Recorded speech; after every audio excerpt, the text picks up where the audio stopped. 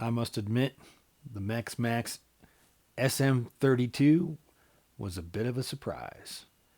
It's a beefy machine with lots of ability, lots of power, and you know what? It's also pretty. So stay tuned and I'll show you everything I did to set it up and how easy it can be and how fun it can be to cut with. One of the very attractive features of this MechMaxx offer is the fact that they include free shipping so that you get this thing on a freight truck delivered to your location. Now, this crate barely fit in the back of a normal pickup, and I had to use a pickup because the freight truck arrived as a full-size 18-wheeler trailer, and they couldn't go down my driveway here out in the woods, So I had to meet him up on the main road with a pickup, and we moved this crate from the back of the semi into the bed of the pickup, and this thing weighs over 1,000 pounds, man. It was ridiculous. So it took quite a bit of effort. The driver was super cool. He was really nice, and he had the hand truck, the power hand truck, but of course it still took an incredible amount of finagling to get this thing into the back of the pickup. It was quite a workout. Then, so I back up the pickup to the steel building where I want to do the assembly, because as you can see, it is really, really snowy out and been very cold. So I wanted a place to put this thing together while it's snowy and wintry. And I could only get this close to the steel building with the pickup because there was so much snow on the ground and I didn't have chains on the truck. But as you can see, I've taken out the 8 billion screws that hold the top on with the metal corners and everything. And I finally got to use my pry bar to actually open a crate. You always see that in the movies. You see somebody use a pry bar and open a crate, and that was pretty fun. Oh, I dropped the drill. Dropped the drill right in the snow. You know what? It'll be fine. And anyway, I need to get all this 1,000 pounds worth of stuff that's in the crate out of the crate and into the steel building where I'm going to assemble this thing. And so it was a nice workout. Oh, get that drill cleaned up. Yeah. And so all the bits are in there, the different bunks and everything. I got the SM32 with the 20-foot track and the additional blades. So there's 3 different sections of track with 2 bunks per section, and then an additional front and back bunk for the entire thing. And so it's going to take quite a few trips from the truck to the steel building to get this done. All right, stuff you're going to need to do the first step. You're going to need your operator's manual that has the assembly instructions in it, and you're going to need a wrench and a socket driver of some sort. I like power, so power it is. After unloading everything out of the crate, there's a lot of different parts, man. There's a whole box full of random stuff. There's the carriage, the bottoms, the carriage sides, the top, a box loaded with all the various feet and nuts and bolts. And then we got our track, the bunks, and the head unit, which is bolted down to the bottom board of the crate, which is now setting this thing up in the steel building. I followed the instructions, and the instructions said to set it up on 2x4s or 2x6s, and so these are some American elm 2x6s I cut on the old sawmill from an incredibly rare American elm tree I got from a tree service. And anyway, the difference between 2x4 and 2x6 became apparent later, and a 2x6 was the right choice. So if you've got either one laying around, make sure to use 2x6s rather than 2x4s to get these tracks up off the floor, so you have room to put the feet on later and room to put in all the bolts and nuts. And as you can see there, I'm measuring the width to get started, and the manual says that these tracks are 24 inches apart, which makes no sense at all because it's a 32-inch mill. So I actually measured the carriage that comes with it, and it was clear that they were 36 and 7/8 inches apart. So I went ahead and used that measurement. You'll have to measure yours. It may not be exactly the same as mine, but in the neighborhood of 36 inches is what you're going to be dealing with. So I started unwrapping all the bits, all the bunks, and it's important to note that there are two different kinds of bunks. Actually, there's three different kinds of bunks that comes with your mill, and the end bunks are different than the connector bunks in the middle. The two end bunks that go on the front and back of your mill, they don't have any of the supports for the log stops. So there's no little square log stop holes on the sides of them, and they only have two screw holes on each end. The connector bunks have 4 screw holes on each end because they're going to connect two pieces of track together. And then there's a third type is the bunks with only 2 holes, but they also have the log stop holders on them. So get them all laid out. Make sure the ones with 4 holes on each end are on the connecting points of the tracks, and the ones that don't have log stop holders are on the ends of the tracks, the very front and the very back. And get out your feet, get out your bolts and nuts. Those should be in 2 different bags, and get ready to put it all together, but don't tighten anything.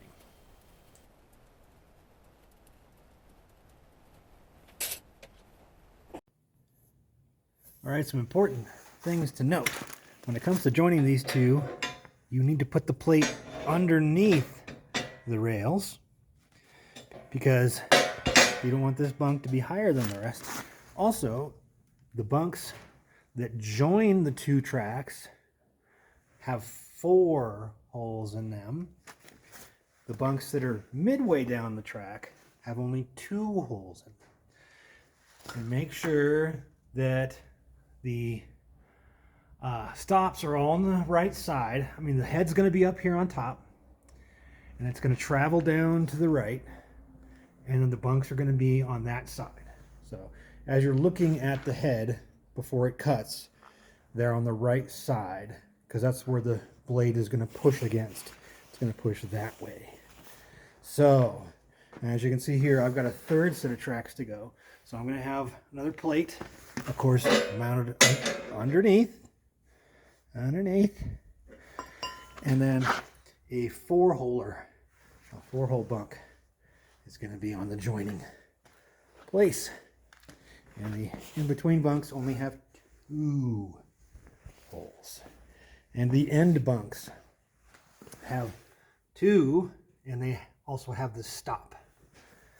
And they don't have the log stops on them. They're just plain bunks. Okay, now you just need to get all of your nuts and bolts and lay out as many as you need on each connection and go through and finger tighten them in the holes. And you might want to sit down and do that. There's a whole mess of them. And then we're going to get the feet put on. And as you can see here, I'm holding it up so you can see I'm screwing down the screw that the track is going to rest on.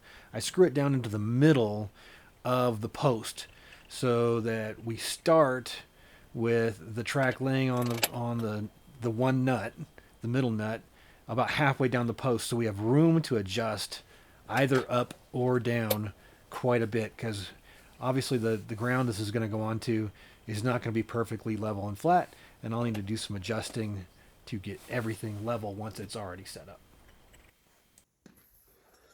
Okay, when attaching the log clamps, you can see it leans one direction. So when you attach it onto the bar, make sure that lean goes toward the log stops. So over here on this side you have the log stop, and over there you have the log clamp. The lean goes toward the stop. Same with that one. The lean goes toward the stop. So that'll save you a few seconds if you don't get that wrong. Okay, now I'm gonna do something that is not a wise thing to do if you don't have something immediately available, like an overhead winch or something like that, or a tractor with a bucket like I have here. I'm gonna lift up the head unit, the saw head, so that I can put the pieces on it. I'm gonna lift it off the mounting bracket that mounts it to the bottom of the crate, the shipping crate. But it actually creates a bit of a problem when you do this. In the instructions it says to just lay it on its face, and then you can slide in the support bars very easily if it's lying down on its face.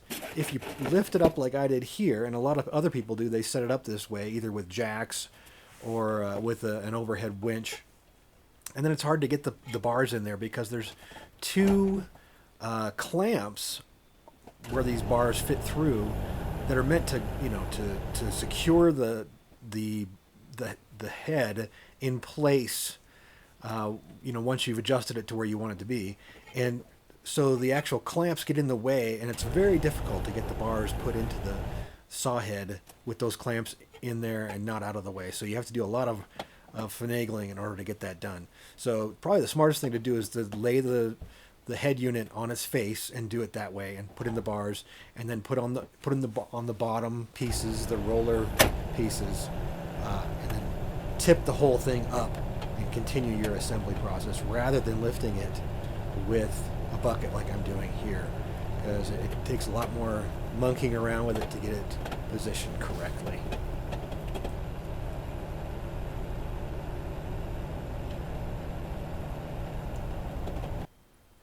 Okay, now I've got it set the way I like, and I'm going to put on the roller unit, the unit that has the actual rollers that go on the track. And so I'll tip it up into place and put on the supporting nuts and bolts, and make sure you use the black plate to secure the inside of this unit, not the silver one. That's what goes on the inside of here. Black plate, the silver uprights, and then bolt it all together. Get it nice and tight. Make sure it's square so that when you move on to the next step, it's easy to position everything. But get the left side done and then the right side done, and you'll be ready to go. And you can, if you've laid the whole thing on its face, then you can then tip it up and continue the assembly of the rest of the head unit.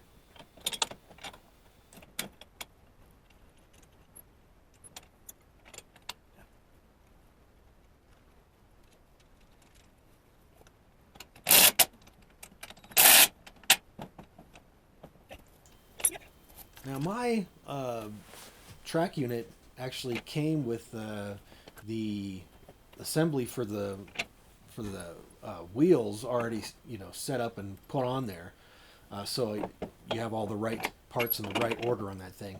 I don't know if yours will or not, but just go by the instructions to make sure you get them in the right order, and measure to make sure it's the same space away from the frame as the front one that's pre-installed. And that way you have exactly the right width. All right, another important note. These bolts that go through this plate and into the lifting bar, those need to be the 70 millimeter long M12 bolts, not the 80. So make sure you get the exact right ones for these, because there's the same size down here on these connections. And you want the 80s for down here and the 70s for up here, because they bolt into this barb over here. Also, you can see that I don't have a gap between the riser bars and these other bars, and that's because this engine, unit, the head unit, is pulling to the right really hard on these bars. So make sure to loosen these clamps so that they can move, and you can push the head unit that way and get the brackets on. It'll be all right. It'll be all right. All right, another FYI, you're gonna attach that sucker when you put the big top plate on, and you're gonna attach this big old cranky arm with those two bolts right there. And then there's a big old bolt on top, big old nut. Then after that, there's one wire that's hanging through this pulley when you install it. You're gonna go all the way across to the closest pulley, and then back to this pulley, again on the bottom, the closest one, and then go to the closest peg underneath. So call it short, short, short. This is the smallest pulley. Going to the closest one, to the closest one, to the closest one. The pulley up here on top is the smaller. And if we're facing the sawmill, like it's going to cut towards us, it's this one on the right is the smaller one. And then it needs to go to that hole right there, from here to there. Now on the other side, we've got this is the short cable. It goes up to the big wheel, to the back or top pulley, over to the back top pulley over here, and then to the further away of the two posts on the back side. I just realized I made another mistake. Okay, here we have these top brackets that connect this bar to this bar. Only one of them has these holes in it. I didn't notice that in the diagram. So those two holes have to go on this side so that this thing can go here and, you know, be right next to the crank handle here and the measurement dealio here. So I'm going to have to completely remove both of these plates and the cables and everything and redo it because, you know, no one's here warning me about the problems. Now I'm warning you. All right, here we go with creating the base for the sawmill. I bought 6 8.5 foot railroad ties because they looked pretty darn straight. That one doesn't look so great, but just the weight of them is what's important, so that they're stable. And then the individual feet that are on the deal, then you can adjust each one of those. So if your railroad ties or your support beams are not terribly straight, that's all right, because you can just adjust the feet. And so I've got 3 sections of track to set up. I assembled the other 2 in the shop in the steel building along with the head, but out here I'm doing the 3rd one by itself in the spot where it's going to go, and I'm going to assemble that so I can bring the saw head out and place it on this section, and then bring out the other 2 sections and hook them up. And the interesting thing was I was just going to kind of dig a trench and make it level and set these beams in there, set these railroad ties in there. But when I came over and looked at the actual ancient foundations of the sawmill that was here 100 years ago, there was a sawmill here. And when I came and measured all the footings for it, they were the right size. So you can see here's a footing, and that's some pretty old concrete, and clearly the aggregate was local.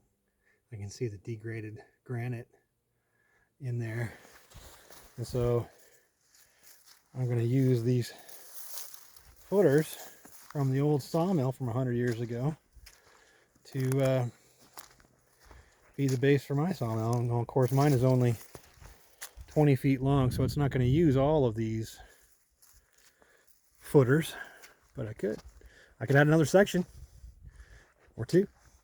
And then it has this kind of pit here with footers next to it with much larger hardware.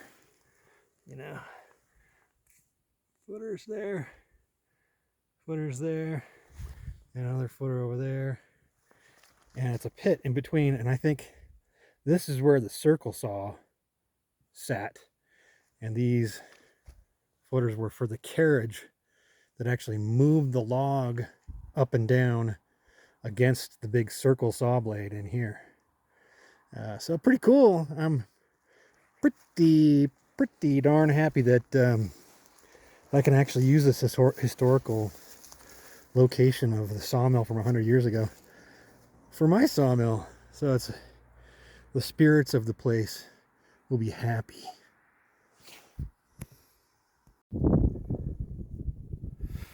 All right, I got the head pulled over from the shop and lowered down onto the tracks with the Kubota.